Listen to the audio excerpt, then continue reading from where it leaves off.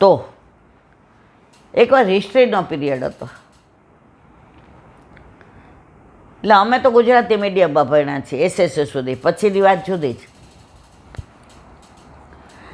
એટલે અમારા ટીચરે ક્વેશ્ચન પૂછ્યો, એટલે એનો મેં એને જવાબ આપ્યો. મને કહે નહીં, સિટ ડાઉન જસાડી, યુ આર 100% રોંગ. હવે મને 500% ખબર હતી કે હું 500% સાચી છું, અને મને એવો વિશ્વાસ હતો.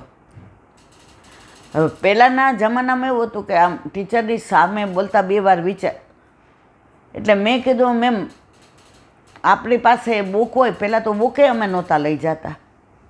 હિસ્ટ્રીની બુક પીરિયડ હોય તો ટીચર હિસ્ટ્રી શીખવાડે, એ અમારે એમની આઈ ટુ આઈ કરી અને ભણવાનું, અને અમને યાદ રહી જતું હતું. ઘરે જઈને મને યાદ નહીં કોઈ દી હું વાંચતી હો. મને કે હા છે. મેં કીધું મેમ એમાં 48માં પાને ડાબી બાજુ બીજા ફકરામાં જે મેં જવાબ દીધો એ આ છે, અને એની ઈસવીસન આ છે. Please sit down. હું કહું છું આ જવાબ નથી. હવે લક બાય ચાન્સ પ્રિન્સિપાલ પહેલાં તો આંટો મારવા નીકળતા રાઉન્ડમાં, અમે એમ કંઈ રાઉન્ડમાં નીકળ્યા, એ રાઉન્ડમાં નીકળ્યા હતા. અને એમણે આ ચર્ચા હેલ્ધી હતી. કોઈ એ ટીચરે અમારા એટલા જ સારા હતા, અમારામાં એટલો જ રસ લેતા હતા. અમે એમના ઘરે જઈએ વગર ટ્યુશને, ટ્યુશનમાં અમે સમજતા જ નહોતા. તો અમને પરીક્ષા વખતે રસોઈ કરતા હોય તો ઘરે અમને એ શીખવાડતા હતા. બેસ, એની દાળ ઉકળતી હોય તો પહેલાં સગડી હતી, એ સગડીને સેજ ઓલી કરી નાખે અને અમને શીખવાડતા હતા. એવા ટીચરો હતા. એટલે અમારા પ્રિન્સિપાલ અંદર આવ્યા, એણે કીધું, આ જસાણી કે છે જુઓ. હવે જોયું તો 48માં પાને ડાબી બાજુ બીજા ફકરામાં એ જવાબ હતો. પ્રિન્સિપાલ આવીને થાબડીને કીધું, યુ આર રાઈટ. ટીચરને કીધું, યુ આર ઓલ્સો રાઈટ. કારણ તમે 4, 5, 6 બધાયના લેતા હો હિસ્ટ્રીના, કે કોઈક વાર આવી ગેરસમજ થાય,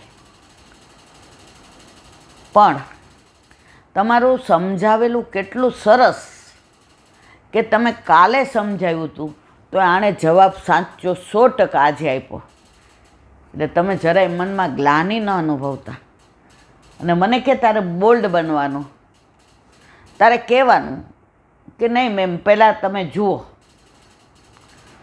અને એક વાક્ય તો કહેવાનું જ, કદાચ હું ખોટી પણ હોઉં.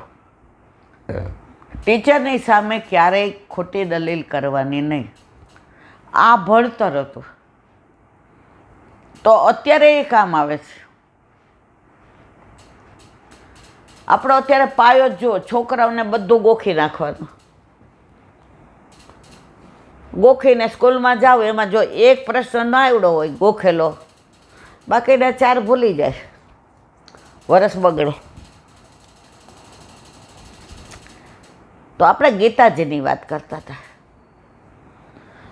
તો ગીતા આપણો અમૂલ્ય ગ્રંથ છે.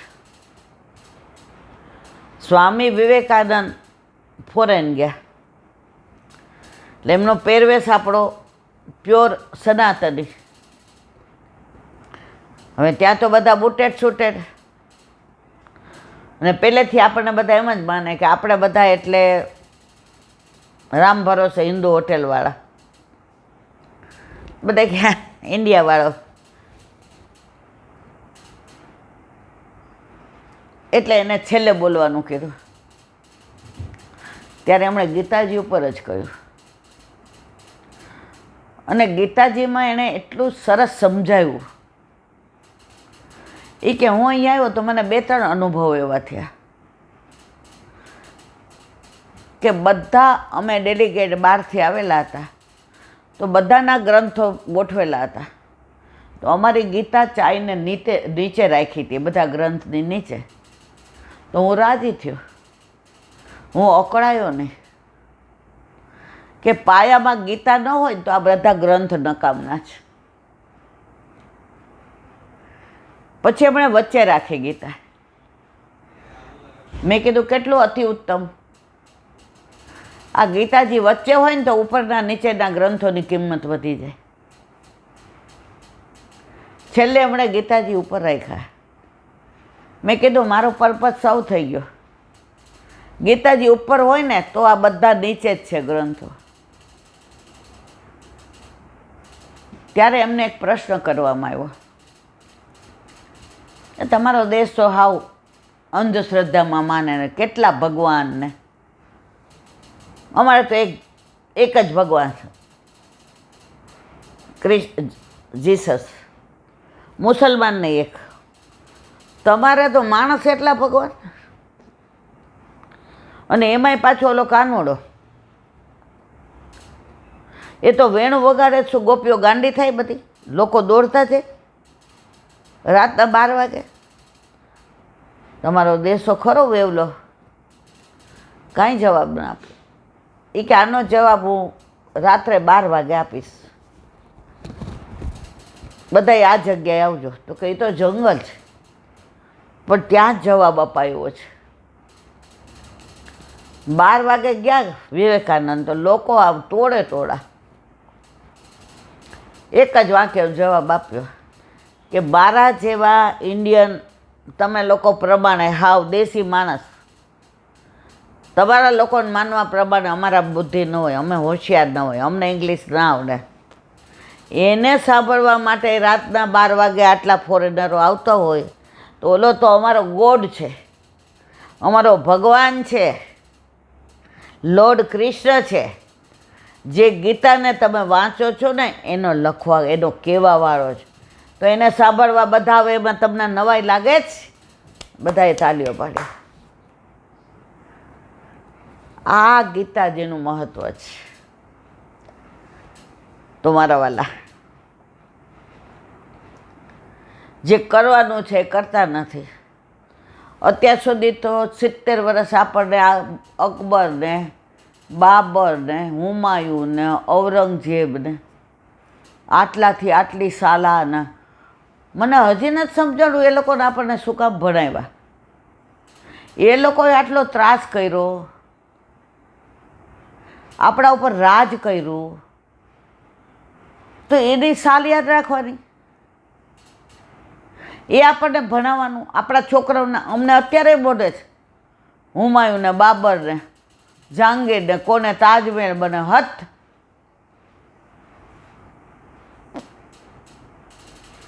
જે અમને સમજાવવું જોઈએ, હવે થોડો ફેરફાર થયો છે, પણ જે સનાતની છે એને મતનું આપ્યા, એટલે પાછા આપણે ઔરંગઝેબવાળા જ છીએ. આપણને એ જ ગમે છે, આપણને એ જ ભણવું ગમશે.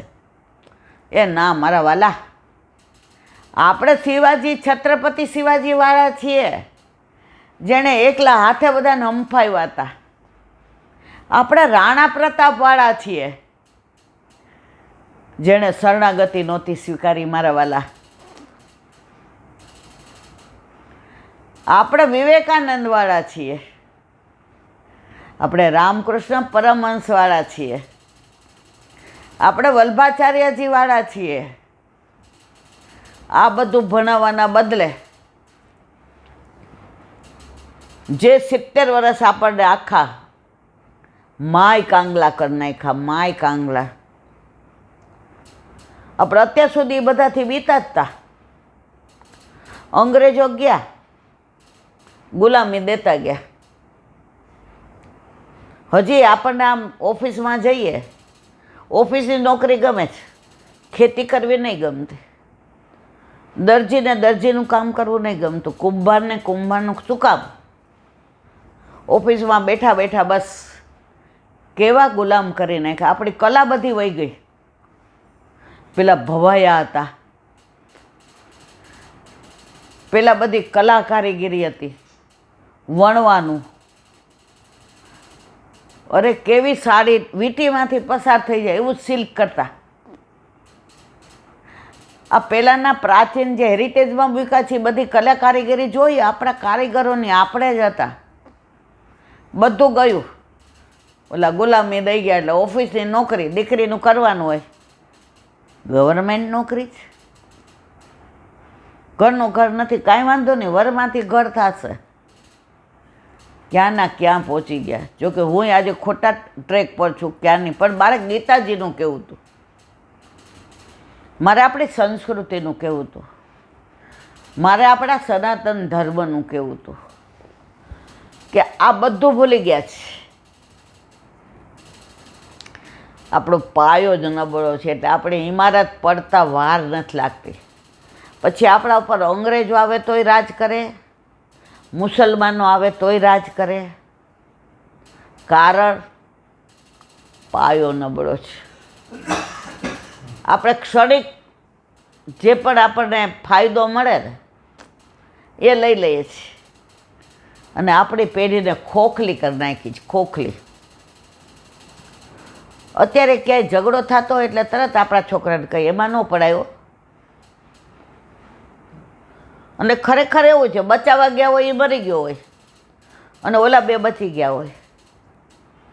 એનું કારણ ધર્મને નથી સાચવ્યો ને, ધર્મ પ્રમાણે નથી જીવે ને, એટલે ધર્મ આપણને નથી સાચવતો. જો ધર્મ પ્રમાણે જીવતા હોય, ગીતાજી, ભાગવત, રામાયણ, તમારે ભાઈ કેવો હોય તો ભરત જ યાદ આવે, લક્ષ્મણ યાદ આવે, દુર્યોધન યાદ ન આવે.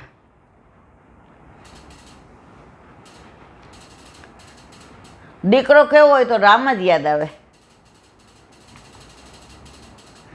આ બધાને તમે ભણો ને પછી જીવનમાં ઉતારો ને તો કોઈના મા બાપને ક્યારેય વૃદ્ધાશ્રમમાં જવું ન પડે. એ મા બાપને એ જ રીતે રાખે જેવી રીતે રામે દશરથને અને કૌશલ્યાને રાખ્યા હતા. પણ આપણને આપણા ગ્રંથો ગમતા જ નથી. અત્યારે છોકરાઓને વાંચવાનું કહીએ એટલે એ બધા ઓથર કયા કે ફોરેનના. આપણું આ તરત આપણે કહીએ ને આ વાંચો, આ બધું દેશી છે. આ દેશી ગયું ને પરદેશી આવ્યું એટલે પરદેશી લોકો તમારા ઉપર રાજ કરે છે. એક ને એક બે જેવી વાત છે. તમે તમારા ગ્રંથો, તમે તમારી સંસ્કૃતિ, તમે તમારો સનાતન ધર્મ સાચો હોત તો અત્યારે જે આ પરિસ્થિતિ છે એ ના હોત. તમારે બાબરનો ભણવો પડત, તમારે હુમાયુ જહાંગીર ના ભણવો પડત, ઔરંગઝેબને તમારે સાલ યાદ ન રાખવી પડત. આપણે ભણતા ને ત્યારે જીજાબાઈનું હાલરડું આવતું, શિવાજીને નિંદરું નાવે, માતાજીજી બાઈ ઝુલાવે, પેટમાં પોડીને વાલે, સાંભળેલી રામ લક્ષ્મણની વાત. હવે જુઓ, ગર્ભમાં હોય તો રામ લક્ષ્મણની વાત સાંભળી હોય ને પછી શિવાજી છત્રપતિ જ થાય. પણ ઓલી સિરિયલો સાસુ વહુની બધી જોઈ હોય ને, મારા મારીને બધા પ્રપંચ, એટલે પછી છોકરું આવે એ ગભરું જ થાય. હું સ્કૂલે એકલો ભુયંગદેવ સુધી નહીં જાઉં, મૂકી જાઉં ને. એ ભાઈ તો 10-11 વર્ષનો થયો, હવે તને મૂકવા આવવાનો હોય. અમે નાના હતા ને અમારી બા ટાઈમમાં હોય ને ત્યારે અમને કાયમ કહેતી,